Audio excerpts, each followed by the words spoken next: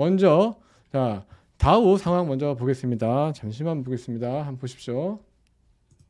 자, 현재 화면 보시면 이게 현재 실시간으로 보여지는 다우 지금 지수인데요.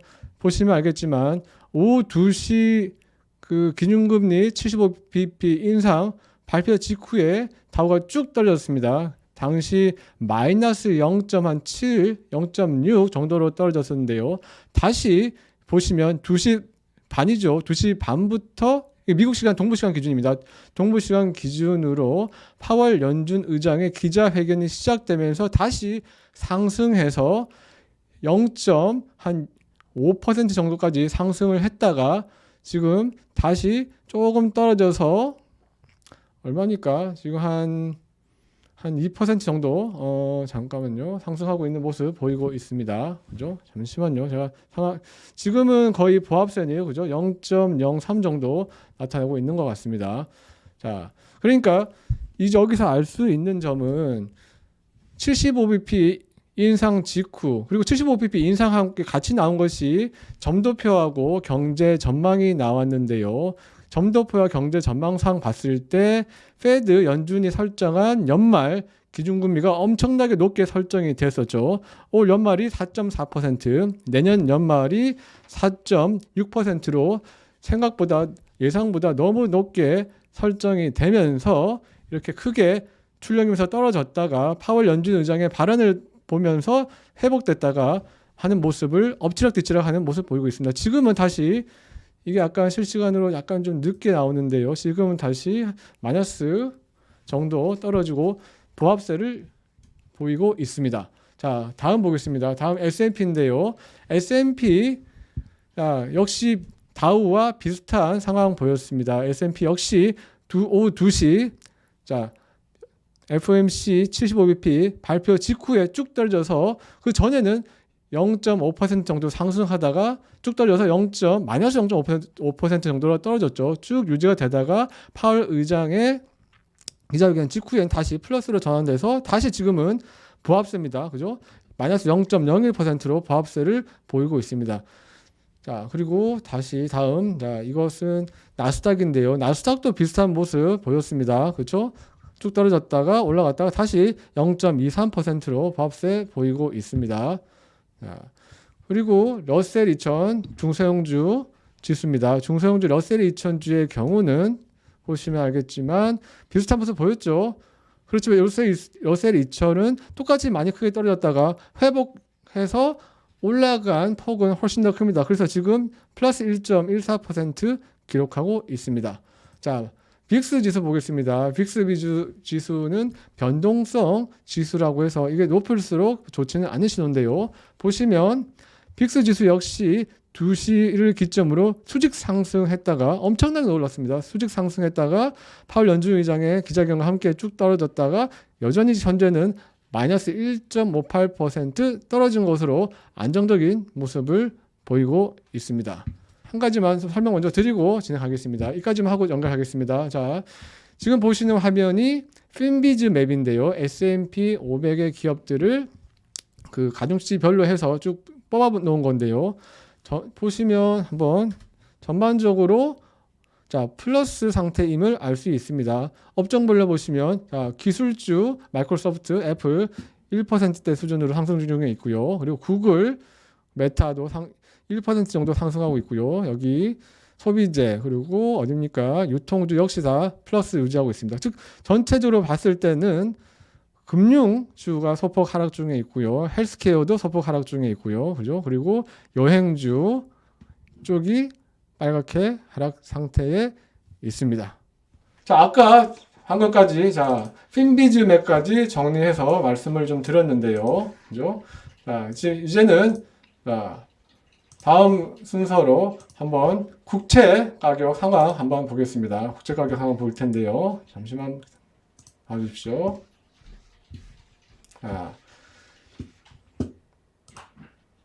자, 국채 상황 한번 미국 국채 금리 한번 보겠습니다. 자, 이걸로 보시면 되겠는데요. 자, 미국 2년물 국채입니다.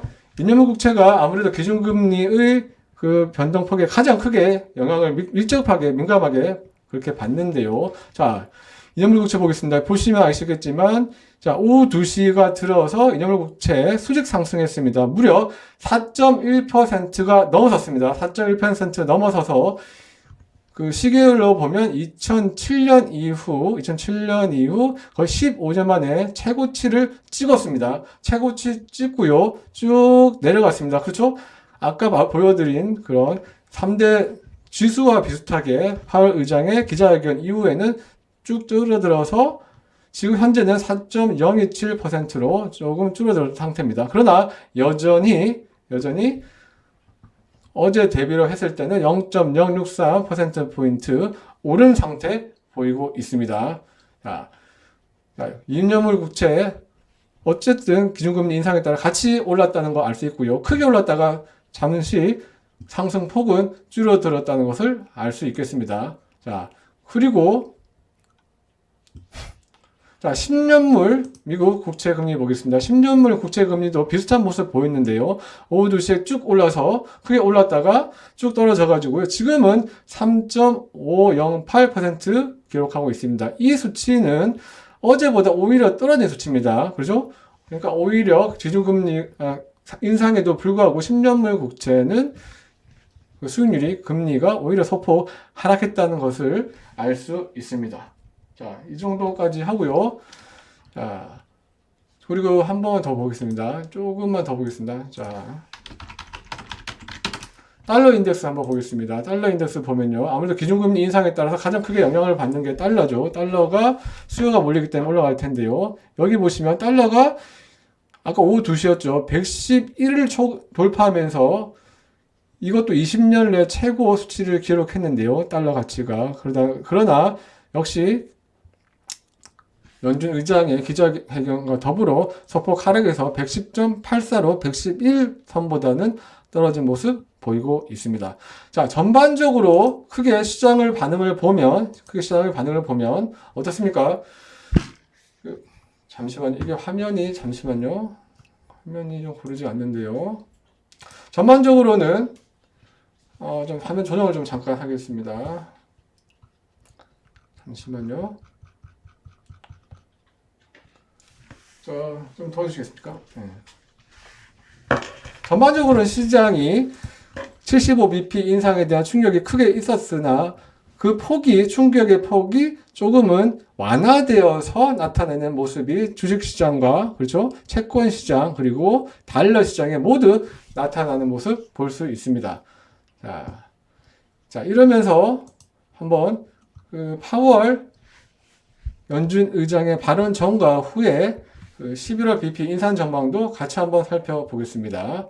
자, 파월 연준 의장이 그 기자회견 전에 11월에는 75bp 인상이 다수로 점했죠. 그래서 60% 정도가 75bp 인상을 유력하다고 봤는데요. 지금은 어떻게 변했는지 잠깐 좀 살펴보겠습니다. 지금 잠깐 살펴보면요. 잠시만 보겠습니다. 보시면 자, 지금은 엄청나게 올랐네요. 엄청나게 올랐습니다. 자, 좀 설명을 드릴게요. 설명을 드리면 잠시만요.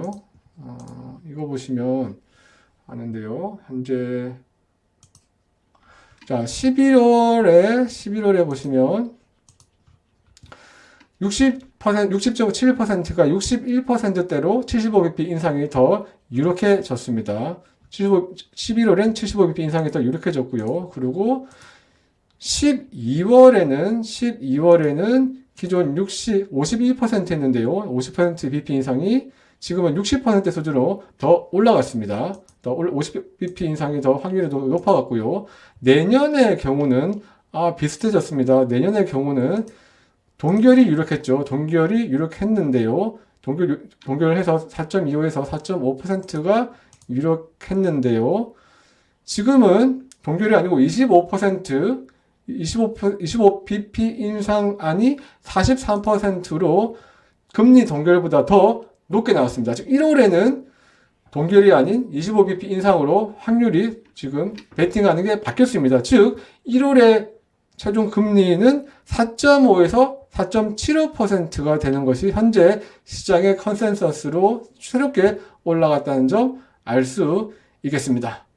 자, 이제 이 정도 하고요. 자, 파월 연준 의장이 방금 한 기자회견의 주요 발언 정리해 보겠습니다. 약간 영역별로 제가 좀 정리를 해 보았는데요. 향후 정책 방향입니다. 자, 기준금리에 대한 정책 방향인데요. 이렇게 얘기했습니다. 한동안 긴축 정책을 유지하겠다. 즉, 기준금리 인상 계속 할 것이라고 단언을 했고요. 질문도 나왔지만 정책의 철회는 지금은 시기상조다라고 분명히 밝혔습니다. 절대 현재 올리는 추세를 중단하지 않겠다라고 확실히 목을 받은 건데요. 올해 연말 기준으로 했을 때 기준금리 목표치를 올해 4.4고 내년 4.6, 후년에 내년에 3.9로 잡아서 내년까지도 쭉 기준금리를 인상하겠다고 분명히 했습니다. 기준금리 인하는 내년까지도 없고 그 다음 해야 즉 2024년이 돼서야 할 수 있다는 가능성을 열어놨습니다. 그러면서 모든 수단을 동원해 인플레 2%로 낮출 것이라고 다짐하면 다짐을 했습니다. 그러면서 장기 인플레 기대도 낮출 것으로 했고요. 그러면서 이 부분이 중요한데요. 추세선을 하회하는 성장률과 노동시장 둔화가 필요하다고 강조했습니다. 즉 기준금리를 올리면 어떻게 됩니까? 인플레는 잡을 수 있겠죠. 그렇지만 희생이 되는 게 있습니다. 바로 경제 성장률과 노동시장, 실업률이 올라가는 거예요. 이것을 감내하겠다고 얘기한 게 아니라, 아예 감내하겠다고 얘기한 것이 아니라, 이게 아예 필요하다고, 이걸 그냥 누르겠다고, 낮추겠다고, 라고 얘기를 했습니다. 즉, 앞으로 이 부분에 대한 수치는 하향 조정될 것으로 충분히 예상을 할 수 있을 것 같습니다. 그러면서 11월 FOMC 회의에 대한 전망에 대한 구체적으로 밝히지는 않았습니다. 자, 그리고 기준금리 인상폭에 대한 전망이 계속해서 기자회견 때 질문이 많이 나왔죠. 그러면서 이렇게 답을 했습니다. 확실히 답을 자기는 할 수는 없다. 계속 반복했죠. 중요한 것은 긴축, 즉 금리 인상을 계속해서 인플레 2% 달성이 지상 최대의 과제이자 목표다라고 반복을 했습니다. 그러면서 지금은 멈출 때가 아니고 지금 사실은 중립금리를 처음에 매우 낮은 거의 0% 수준이었죠. 매우 낮은 것부터 시작했기 때문에 앞으로 계속 올릴 여지가 많다고 강조하면서 기준금리 인상의 여력을 많이 남겨뒀습니다. 그리고 인플레에 대한 얘기는 이렇게 또 말씀을 했는데요. 자, 연준의 그 이중 찬물한 게 있죠. 바로 완전 고용과 물가 안정인데요. 방점은 당연히 물가 안정에 두고 있습니다. 완전 고용을 희생하서라도 물가 안정을 하겠다고 했는데요. 그 이유도 물가 안정을 먼저 이뤄야지만 완전 고용이 가능하다고 밝혔습니다. 즉 여기에 모든 정책적인 우선순위를 두겠다고 말씀을 했고요. 그래야만 인플레 상향 압박을 낮출 수 있다고, 그리고 안일하게 생각하면 안 된다고 계속 말씀을 했습니다. 그러면서 대중의 기대 인플레가 계속 높을 수 있기 때문에 차단하지 않으면 안 된다고 했기 때문에 그러면서 이렇게 얘기를 했습니다. 자, 경기 판단인데요. 현재 경기 파월의 판단은 생각보다 견고한 상태라고 밝혔습니다. 일부 어떻습니까? 경기 침체 우려가 많이 나오고 있는데요. 사실 이번에 그 경제 전망, SEP에서도 경제 전망 GDP 성장률을 엄청나게 많이 낮췄죠. 그렇죠? 낮췄음에도 불구하고 파월 의장의 인식은 다소 다른 것 같습니다. 현재 경제가 견고한 상태라고 말했고요. 특히 가계 가처분 소득이 높다라고 얘기를 했습니다. 그 이유로는 소비 지출을 많이 할 수 지금 없었다가 현재는 할 수 있는 상태가 되었다고 얘기했고요. 현금 흐름도 원활하다고 얘기는 했습니다. 다만 아까도 얘기했지만 경제 성장이 장기 추세선을 지금 하락하는 수준으로 갈 수 있고 가야 한다라고 했기 때문에 그것은 어쩔 수는 없다고 얘기는 했고요. 다만 경제의 회복 탄력성이 높기 때문에 일시적으로 잠시 추세선을 하향하더라도 충분히 회복할 수 있다라고 그렇게 설명을 했습니다. 그리고 네 번째 노동시장에 대한 내용인데요. 자, 노동시장 역시 이런 질문이 나왔습니다. 내년 실업률을 4.4%로 전망했는데 이거 높지 않나라는 그런 질문이 나왔는데요. 이거 앞으로 더 높아질 수 있다고 얘기했습니다. 그러면서 노동시장 둔화가 필수적이다. 노동시장 둔화돼야 된다. 실업률 높아야 된다. 그래야 뭡니까? 인플레 꺾기 위해 어쩔 수 없는 그런 값을 치르는 것이라는 설명인 거죠.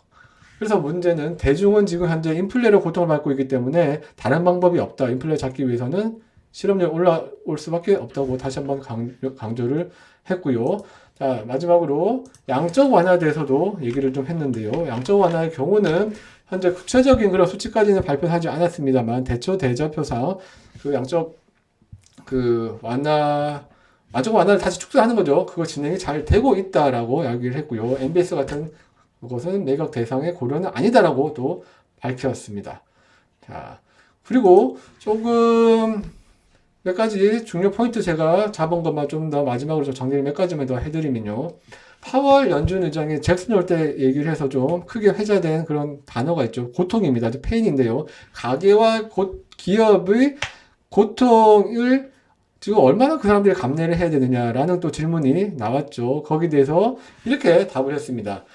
쉽게 얘기하면 지금 고통이 있겠지만 지금 고통을 미리 감내하고 참는 것이 미래에 있을 더 큰 고통을 줄인다고 설명을 했습니다. 그러니까 나중에 더 큰 고통을 받기보다는 지금 미리 매를 맞아가지고 안정화시키는 것이 필요하다고 답을 했습니다. 그래서 인플레는 이렇게 가면 내년과 내후년 계속 낮아질 것이라고 설명을 했고요.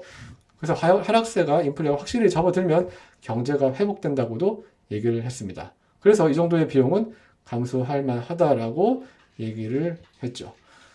자, 그리고 또 한번 잠깐만 정리를 한 게 있는데요. 자, 그리고 또 계속 이런 질문이 나왔습니다. 다음 미팅, 11월 미팅에서 75bp가 가장 유력한가라고 그런 질문도 있었는데요.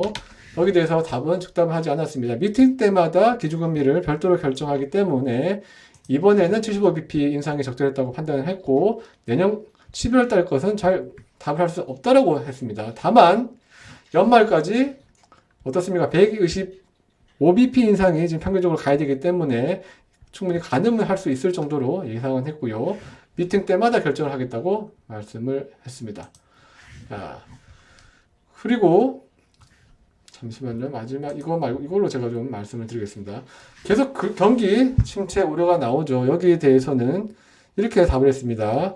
스위스를 최근에 연준 위원들하고 함께 다녀왔는데 거기서 다른 중앙은행 총재들도 같이 만나서 전 세계 스필오버에 대해서 논의를 지속하고 있다. 즉 이게 뭐냐면 글로벌하게 기준금리 인상이 계속 올라가면서 이 금리 인상의 여파가 글로벌리 전파되고 퍼지는 확산이죠. 그러면서 경기 침체도 같이 퍼지는 이런 문제를 얘기한 건데요. 이 논의 계속 하고 있고 잘 알고 있다. 그래서 크게 걱정할 필요는 없다라고 얘기를 했습니다. 자, 마지막으로 이제 주택시장하고 CPI만 내용을 더 전달하고 마무리를 할까 하는데요.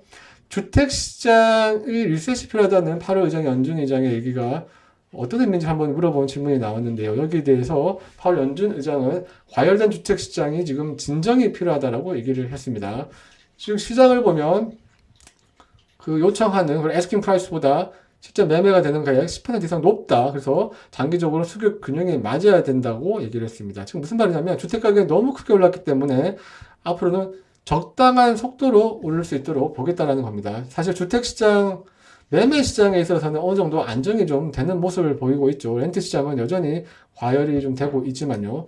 자, CPI 내용입니다. CPI에서 이런 내용도 나왔죠. 주거비, 즉 이건 렌트 문제입니다. 렌트비가 꺾이지 않고 있다 보니까 소비자 물가 지수가 계속 올라가고 있는데 여기에 대한 전망을 물었습니다. 여기 대해서는 펄 연준 의장은 주거비가 지금 여전히 높은 상태고 어느 순간 낮아질 수 있겠지만 안심할 수는 없는 수준이라고 얘기를 했습니다. 그래서 파월 연준 의장은 기준금리 인상 정책을 설립할 때 이 주거비가 계속 올라갈 것을 가정을 하고 수립을 하겠다고 밝혔습니다.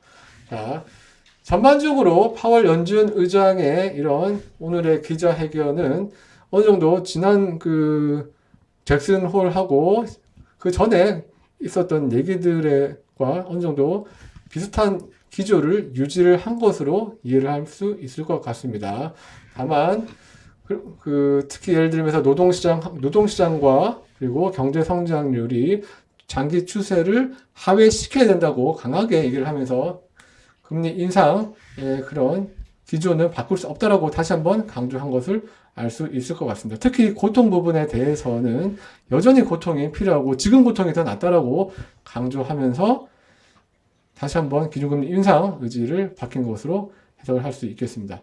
자, 마지막으로 제가 현재 지금 마치기 전에요. 마지막으로 현재 다우 그리고 S&P, 나스닥 주요 3대 지수 한번 보겠습니다.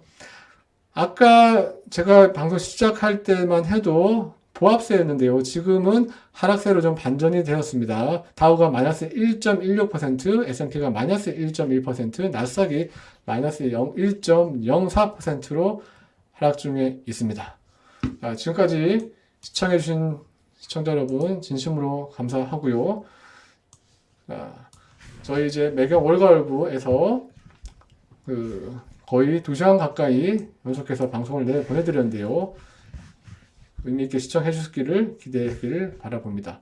자, 지금까지 시청해주신 여러분 진심으로 감사드립니다. 안녕히 계십시오.